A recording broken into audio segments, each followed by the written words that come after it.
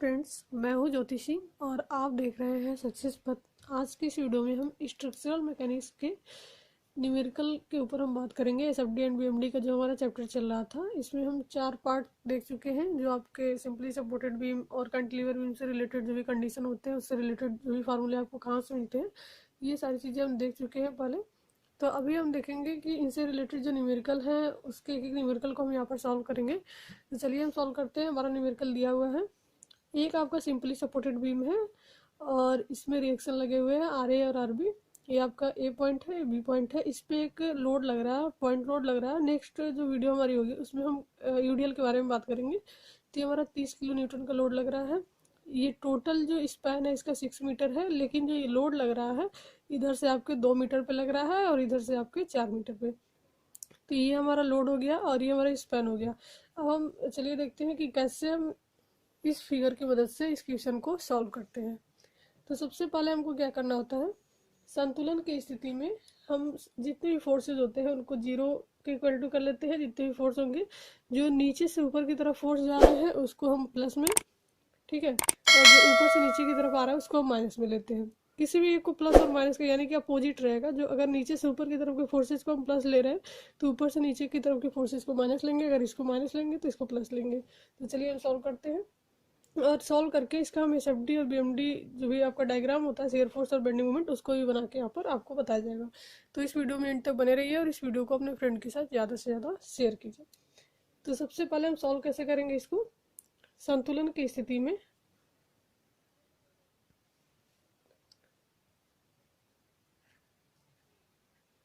संतुलन के लिए हमको क्या करना होता है, summation of F equal to 0, यानी कि जितने भी फोर्सेज होंगे उसको हम 0 के बराबर रख लेंगे। अब इसमें फोर्सेज हमारे क्या है, एक आर ए है और एक आर बी है और एक आपका 30 किलो न्यूटन का लोड। तो ये जो आर ए और आर बी है ये आपको नीचे से ऊपर की तरफ जा रहा है, तो ये आपका R A plus R B हो जाएगा। इनके जो भी साइन होंगे एक ही होंगे, अगर प्लस ले रहे हैं या माइनस ले रहे हैं। तो ये हमारा क्या हो जाएगा, summation of F equal to 0, यानी कि R A plus R B, इन दोनों को हम प्लस ले रहे हैं नीचे से ऊपर वाले फोर्सेज को। तो एक आपका ऊपर से नीचे आ रहा है तो इसको हम क्या लेंगे, माइनस में 30 इक्वल टू 0। जितने भी फोर्सेज हैं उसको हम 0 के बराबर, जितने भी फोर्सेज यहाँ पर दिए रहेंगे सबको हम ऐड करके 0 के बराबर रख लेंगे। अब हम अगर इसको सॉल्व करें तो आपका आ जाएगा R A plus R B equal to 30 kilo newton. यहाँ से आपका आ जाएगा 30 किलो न्यूटन। ये जो लोड है आपका ये इधर ट्रांसफर हो जाएगा माइनस से प्लस में, तो ये आपका हो जाएगा 30 किलो न्यूटन। ये हमारा इक्वेशन 1 बन गया। अब हमको क्या करना है, R A plus R B तो निकल गया। अब हमको सब जो भी हमारे यहाँ पर मूवमेंट होंगे, मूवमेंट हम लेंगे summation of M equal to 0।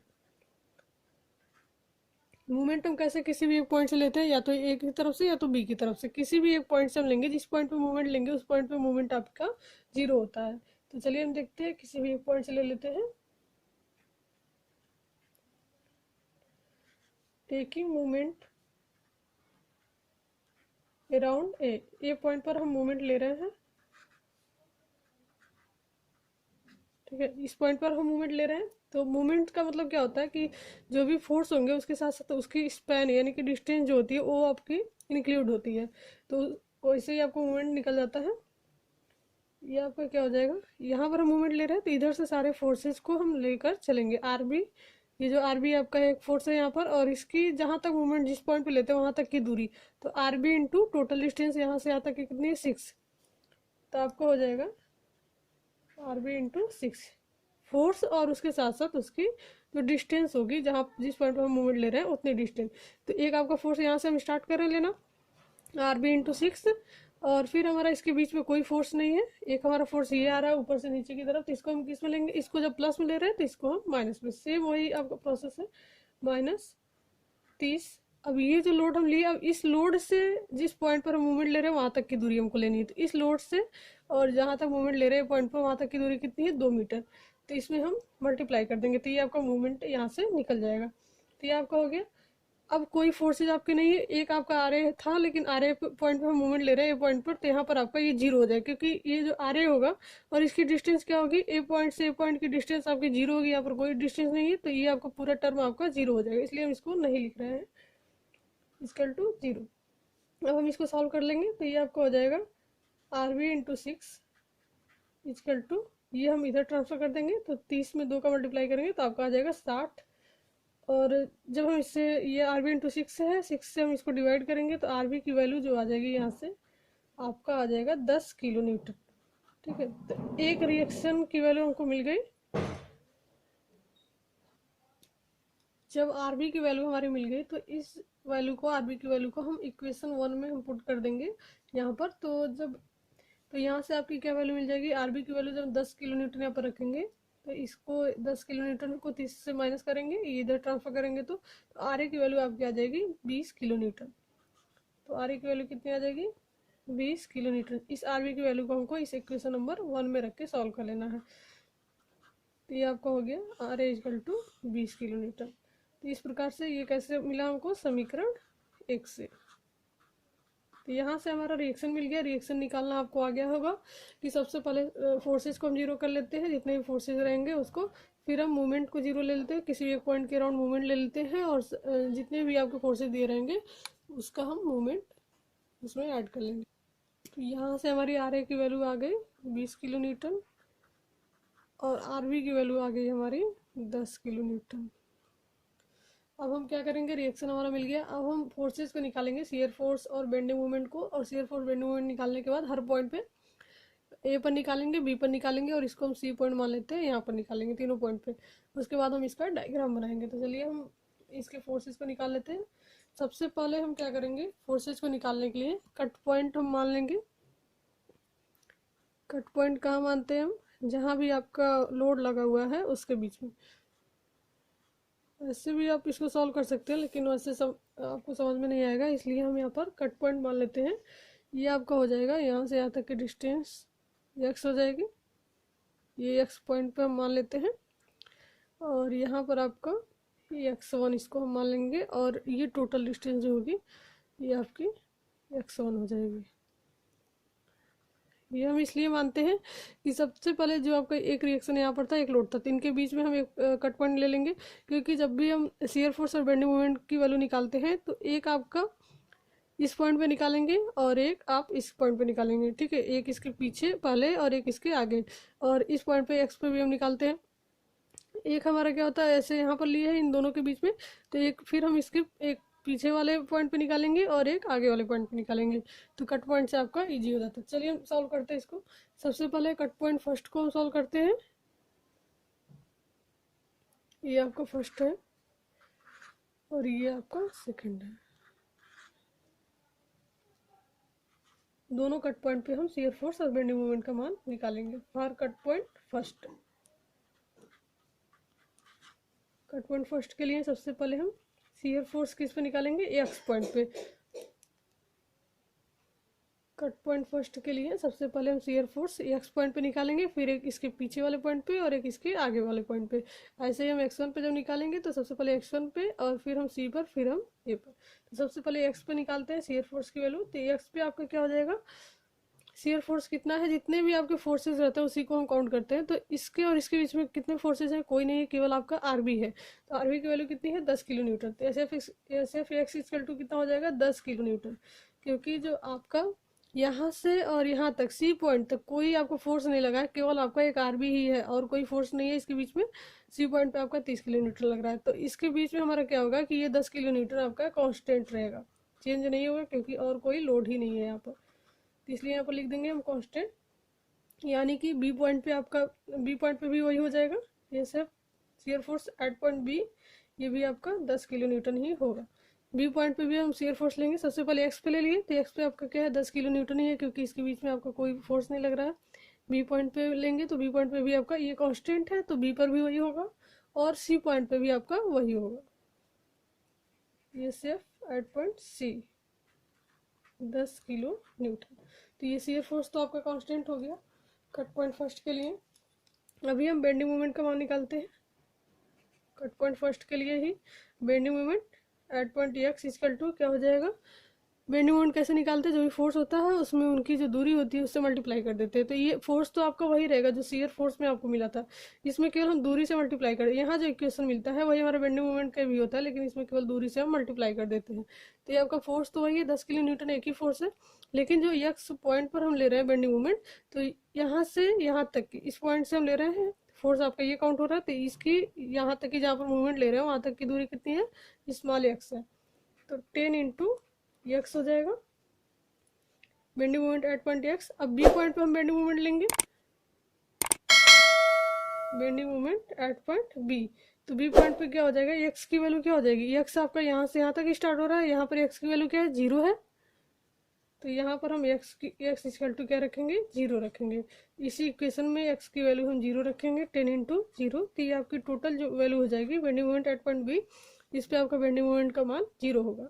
फिर हमको लेना है बेंडिंग मोमेंट सी पॉइंट पे, एक पीछे के पॉइंट पे लेंगे और एक आगे के पॉइंट पे। तो सी पॉइंट पे आपकी एक्स की वैल्यू क्या हो जाएगी, सी पॉइंट पे आपकी एक्स की वैल्यू क्या हो जाएगी, यानी कि डिस्टेंस कितनी होगी, 4 मीटर आपका दिया गया है, ठीक है। तो एक्स की वैल्यू यहाँ पर आपकी हो जाएगी 4।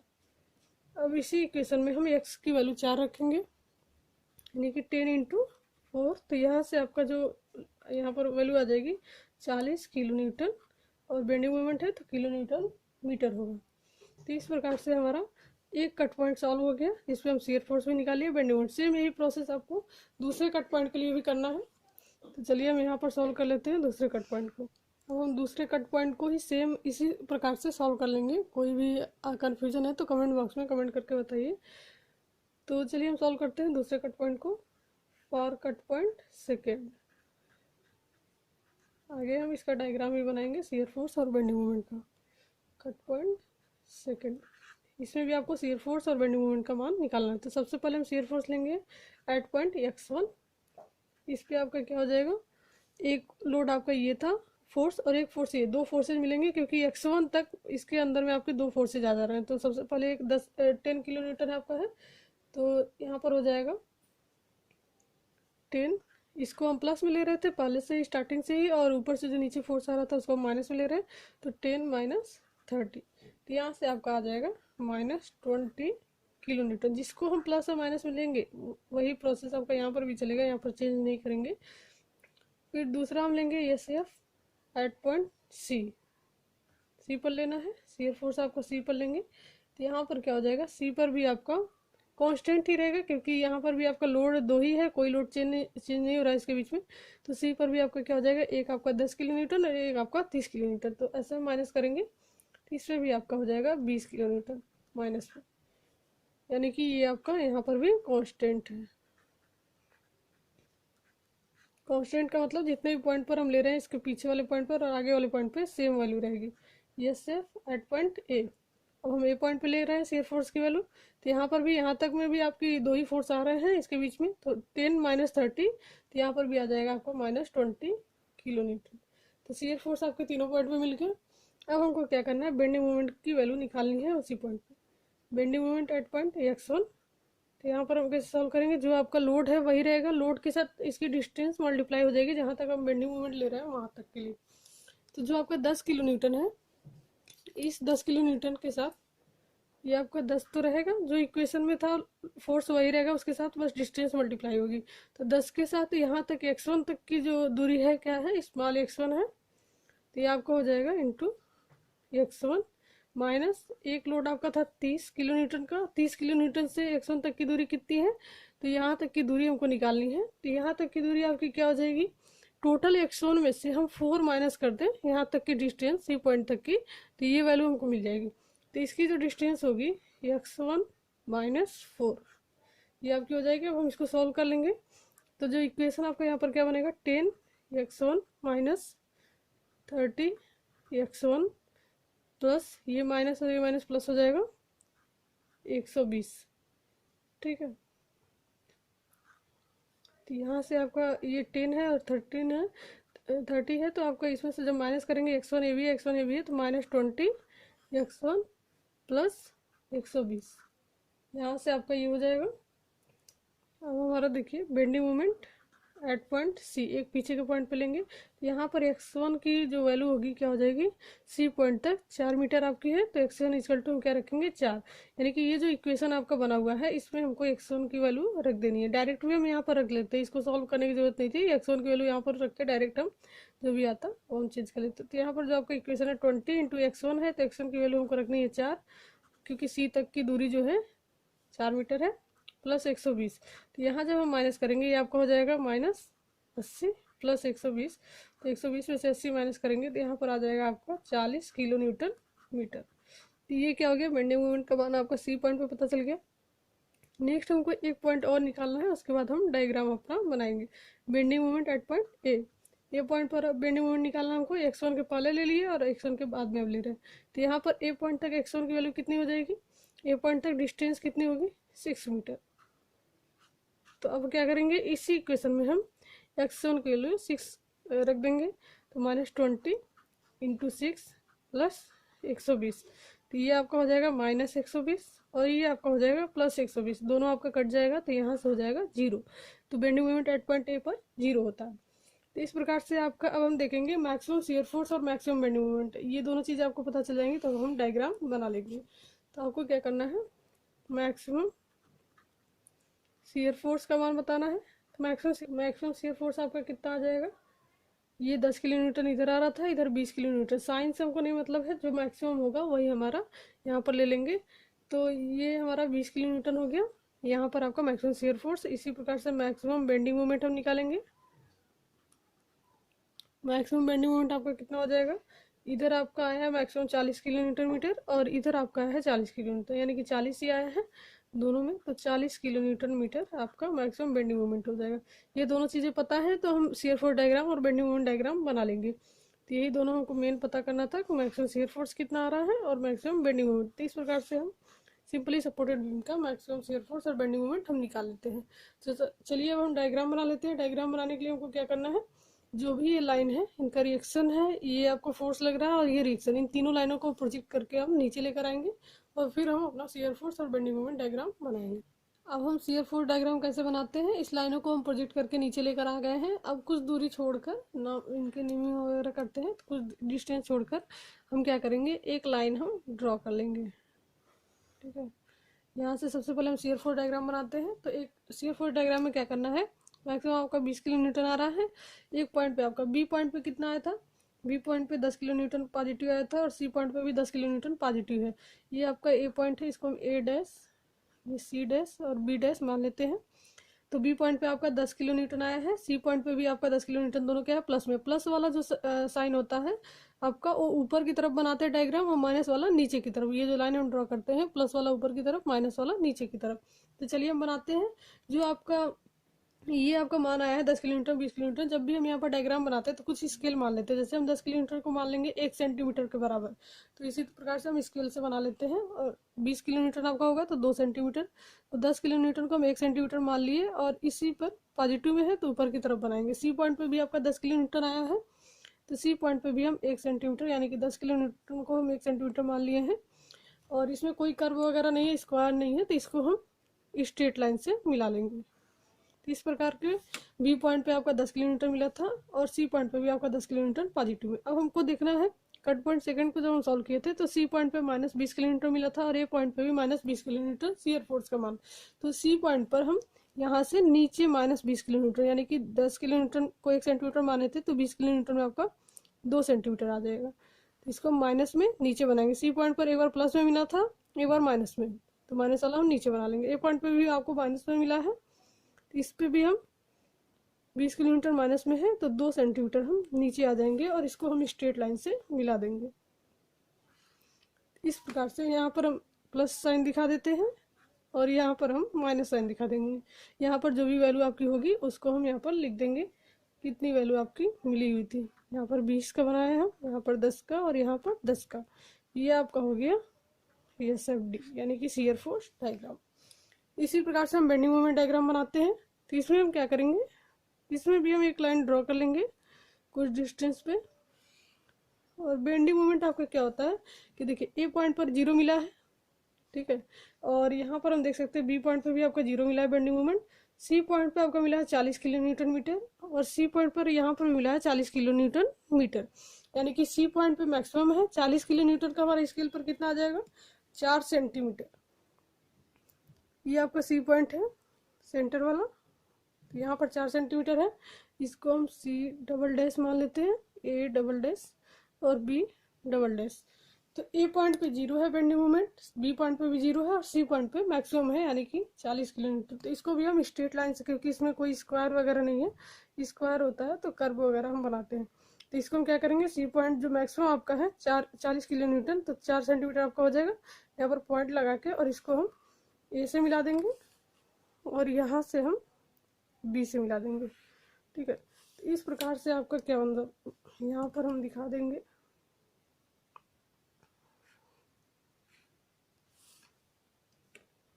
ये आपका हो गया 40, यहाँ से यहाँ तक। ये आपका किस में है, ये भी आपका पॉजिटिव में, निगेटिव रहता तो हम नीचे की तरफ बनाते हैं। तो ये आपका हो गया बेंडिंग मोमेंट डायग्राम। इस प्रकार से एसएफडी और बीएमडी बना लेते हैं। नेक्स्ट जो आपका न्यूमेरिकल होगा यूडीएल से रिलेटेड, उसको हम कवर करेंगे।